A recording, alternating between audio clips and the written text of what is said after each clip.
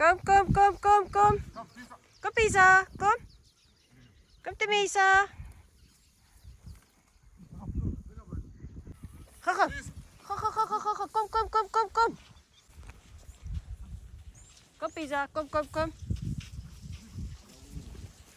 Hardloop, hardloop, hardloop, hardloop, hardloop. Temis, Adine. Kom met in. Kom, hardloop, hardloop, hardloop, hardloop, hardloop, hardloop, hardloop, hardloop, hardloop, hardloop.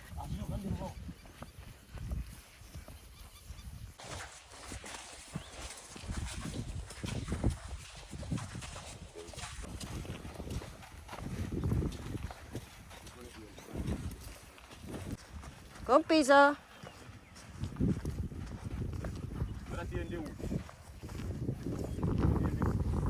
Kom Lindy. Kom ze Tomby.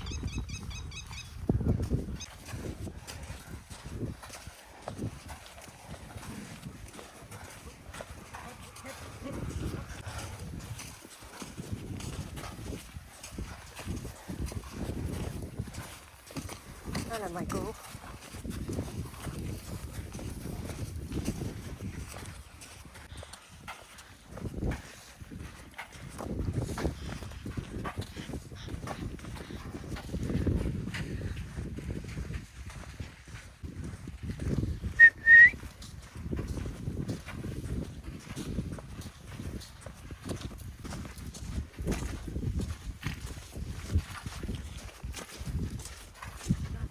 Kom.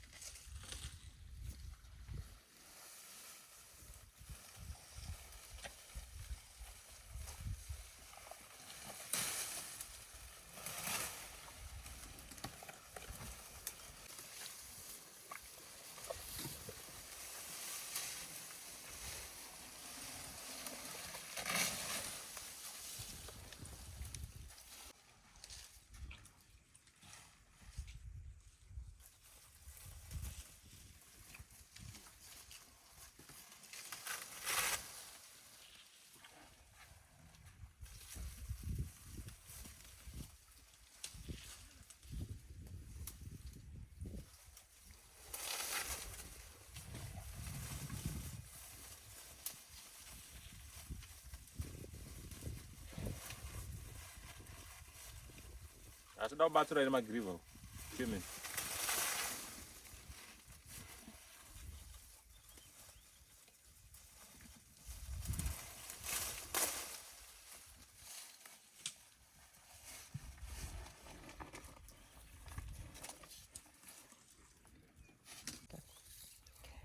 So we've watched 3 of the elephants. First Glacieri, then Satombe and Combretum. So altogether it was nearly 10 minutes that they were all feeding on this tree. So Owen, let's have a look and explain to us what tree is this, and let's go closer and kind of investigate. So yes, this is the tree. That's three elephant they were eating, which is the Tombe started, and then Glaseri, and then Kumbura, and then now this tree is called soft-leaved combretum.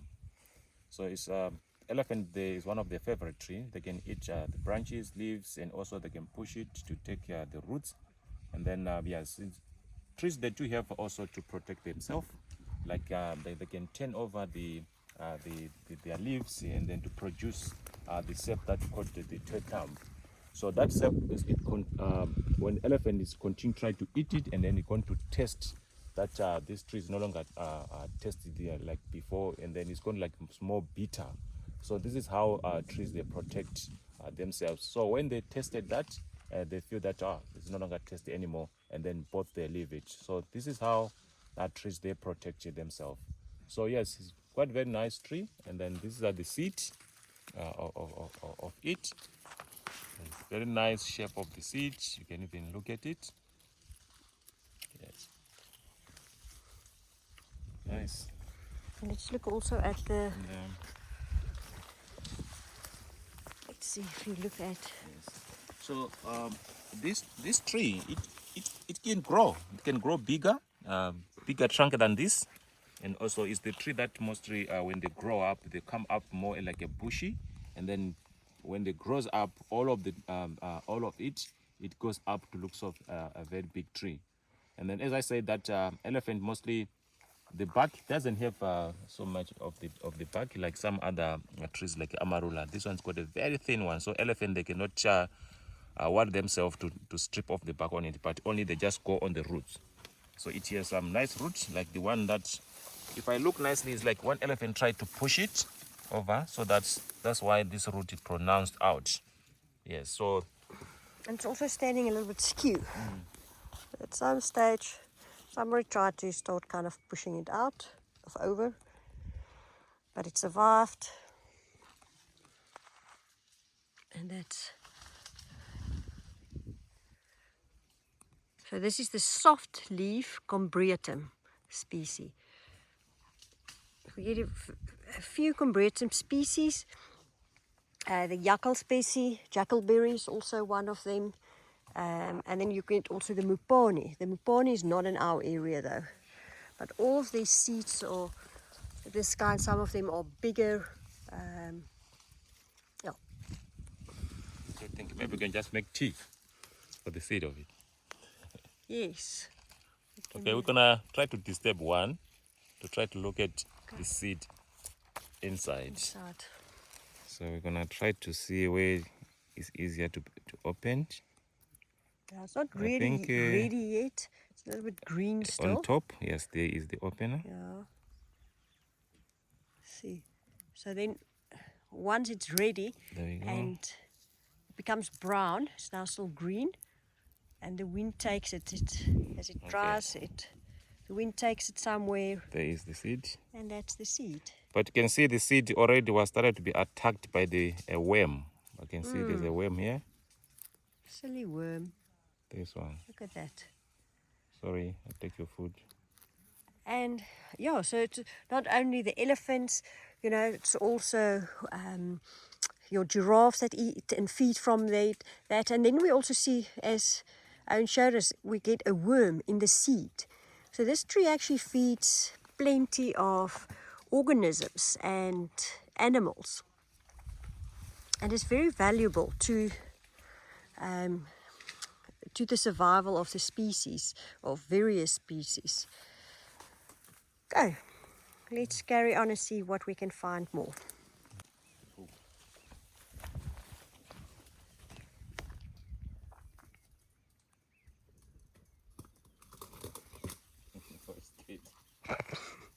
Scared of your poop.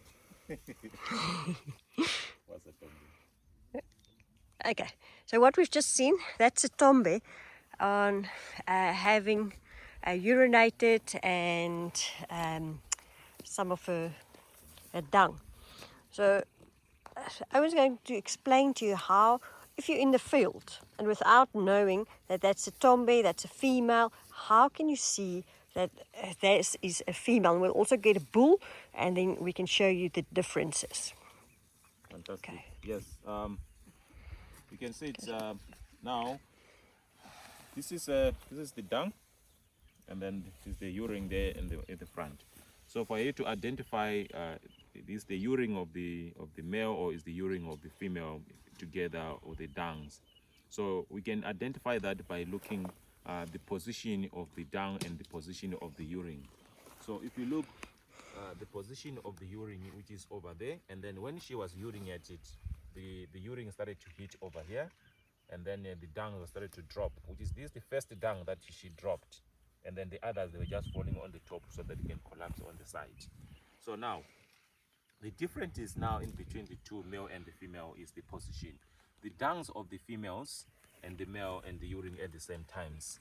The urine of the female, they'll be in the front of the dung, and the dungs, they'll be on the back, and then the urine of the male, they will be also in the back, and also the urine, the urine, when they urinate, it will be urinate on the top of the dungs, because the organs of the male, when they come out from the pocket and then it stretch back, so that it can urinate from in between the leg, which means the urine is going to be right direct on the dungs. So you're gonna see the urine of the male, they were all together at the back. So that's the difference. So when you go out, maybe it's been for a long time, if there's no rain that washed up, we can see all these bubbles of the urine. When it's dry, it's going to turn to be more like a brownish. So it's going to be dry, like someone poured the soap or kind of it. So it's going to give you an idea that, okay, it means this is the female that urinated, because you can see there's some signs of the urinate in the front and then the dung at the back. If it was the male, all together, the dungs and then the urinate on the top. And then if you look nicely, you're gonna see it, the dungs of the when the male is urinate, is going to urinate some of the dungs. You can see there'll be a lot of the dungs that will be falling on the side, which is like someone is washing it. So on the side, you can see species of dung like this. There'll be so many of them on the side going over with the urine around the area. So this is how you can identify it. Thank you, Owen. I think now we're going to see if we can get a bull to do the same, and then we can have the two together. Okay, so we'll go a little bit into details on how we can differentiate between a male and a female, a bull and a cow in elephants. So the collection word for elephants is a herd, and your correct terminology for a female is a cow, and for a male is a bull. Correct. Okay.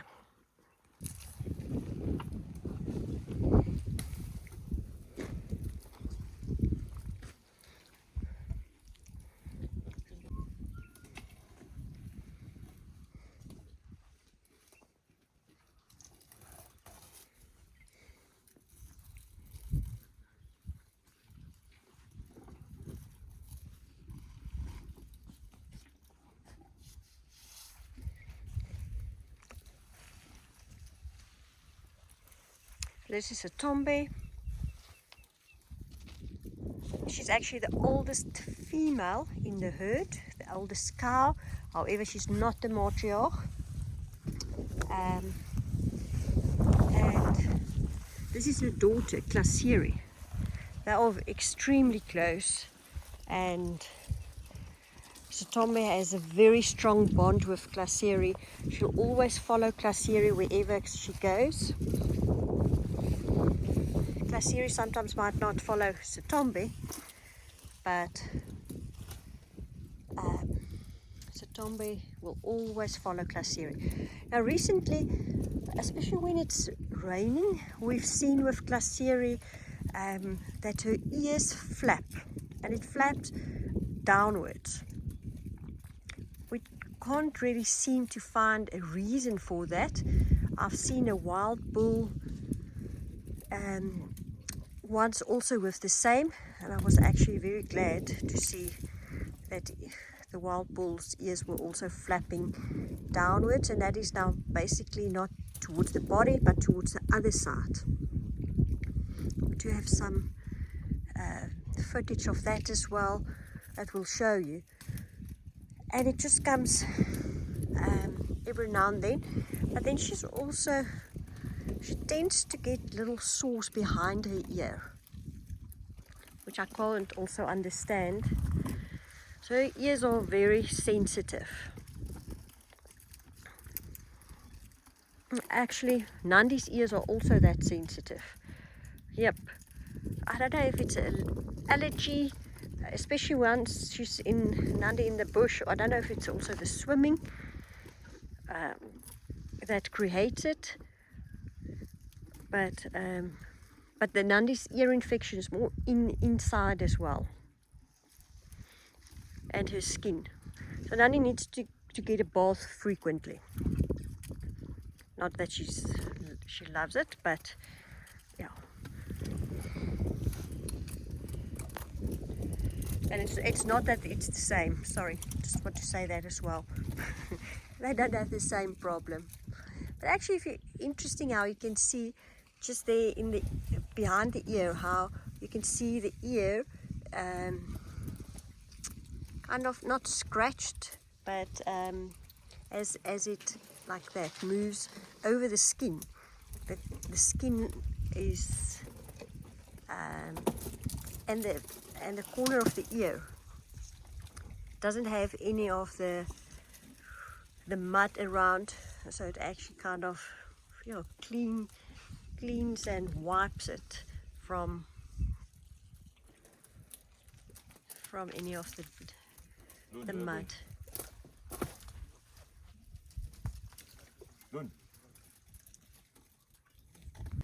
We've got Timisa enjoying this tree, and I actually saw a very nice seed which we're going to, but it's a sickle bush. Now a sickle bush we'll also tell you more about. A sickle bush is one of the species that will start growing. It's a pioneer. Ooh, it's moving. So once she's done. So sickle bush is a pioneer species. It's a great species. In the beginning, it comes in, settle, but it also unfortunately takes over. And as it's taking over,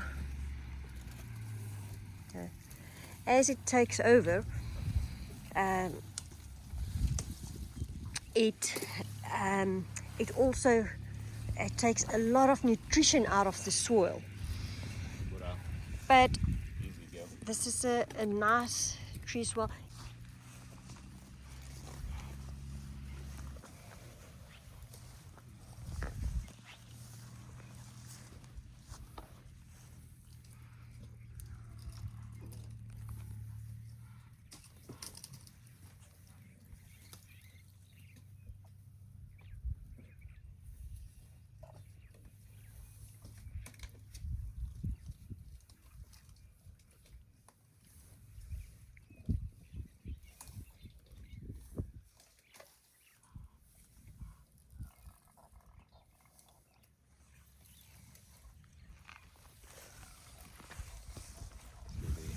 See my goal.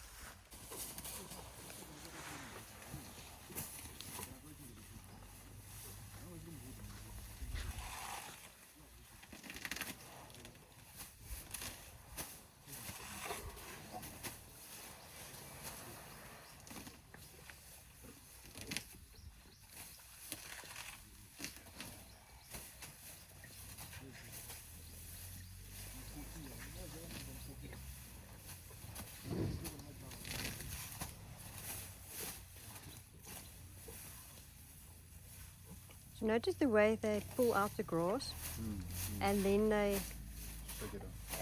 swap it. But all the soil, the loose sand also fall off to protect their teeth. Just remember, an elephant only has 6 sets of teeth, which last approximately, I would say, it's 10 years on a set, more or less. So they die of starvation.